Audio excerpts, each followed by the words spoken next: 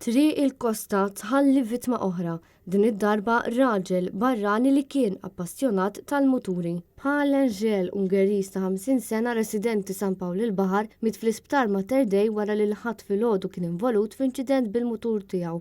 L-inċident seħal ħabta tal-10 ta' filgħodu meta l-pulizija kienet informata li kien hemm persuna feruta fl-imsemmija triq. Il-pulizija tad-distrett marru minnu fih fuq il-post fejn l-Ungeris kien skidja bil-mutur tiegħu tat-tip Honda.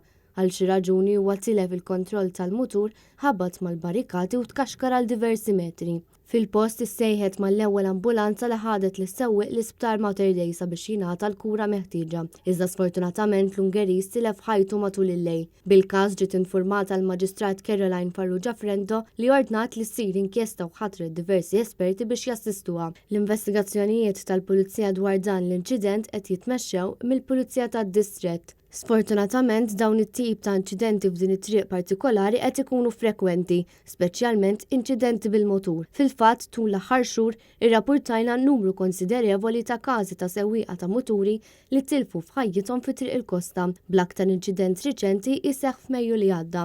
L-aħbar tal-mewt tal-Angel ħallit dieqa enormi fost il-komunità Ungeriża f'Malta. Ħafna jwasslu messaġġi fuq il-medja soċjali bħala tislim għall-memorja ta' dak li huma kienu jikkunsidrawh bħala ħabib u raġel ta' qalb kbira, filwaqt li sostnew li se jħossu in-nuqqas tiegħu.